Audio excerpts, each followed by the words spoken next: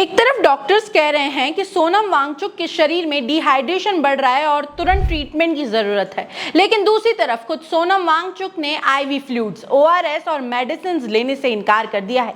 आखिर ऐसा क्यों? क्या उन्हें हॉस्पिटल पर भरोसा नहीं है या फिर वो अपनी पूरी भूख हड़ताल को किसी भी कीमत पर तोड़ना नहीं चाहते? चलिए समझते हैं इस पूरे अपडेट को।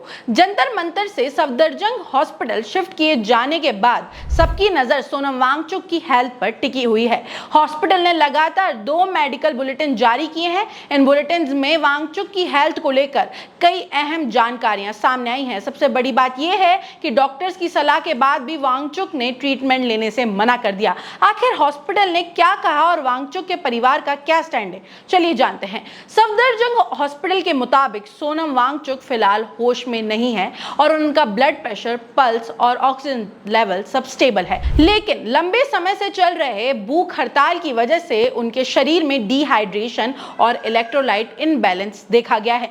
डॉक्टर्स का कहना है कि अगर तुरंत मेडिकल इंटरवेंशन नहीं किया तो आगे चलकर सीरियस कॉम्प्लिकेशन हो सकते हैं। इसी वजह से डॉक्टर्स ने वांगचुक को ivy fluids, oral rehydration solution यानी ओआरएस या इलेक्ट्रोलाइट थेरेपी देने की सलाह दी। लेकिन हॉस्पिटल के बुलेटिन के मुताबिक सोनम वांगचुक ने फिलहाल पूरे इंटरवीएस फ्लूइड्स, ओआरएस और मेडिसिन लेने से साफ इनकार कर दिया। हॉस्पिटल ने यह भी बताया कि एम्स की एक इंडिपेंडेंट एक्सपर्ट ने भी वांगचुक की जांच की और ट्रीटिंग डॉक्टर्स की सलाह से सहमत नजर आए। इसके बाद भी वांगचुक ने ट्रीटमेंट शुरू करने की अनुमति नहीं दी। उधर उनकी पत्नी गीतांजलि ने हॉस्पिटल की कुछ मेडिकल रिपोर्ट्स पर सवाल उठाया है। उनका कहना है कि पोटेशियम लेवल को लेकर हॉस्पिटल की रिपोर्ट और पहले भी रिपोर्ट में काफी अंतर है। इस वजह से वो इंडिपेंडेंट लेबोरेटरी से दोबारा टेस्ट करवाना चाहती है। परिवार ने यह भी मांग की है कि उनकी रजामंदी के बिना वांगचुक को कोई भी दवा या आईवी फ्लूइड्स ना दिया जाए। इस पूरे मामले में सबसे बड़ा सवाल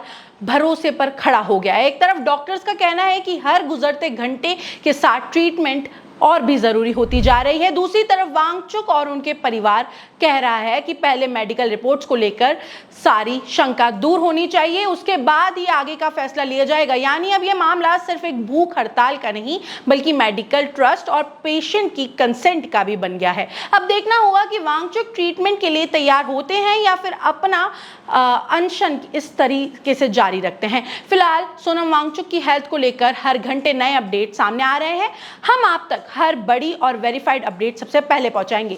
आपको क्या लगता है, क्या डॉक्टर्स की सलाह मानकर वांगचुक को ट्रीटमेंट शुरू कर देनी चाहिए या फिर उन्हें अपने शर्तों पर फैसले लेने का पूरा अधिकार है? अपनी राय हमें कमेंट में जरूर करके बताएं। ऐसी बड़ी और भरोसेमंद खबर के लिए जुड़े रहिए द खटक के साथ।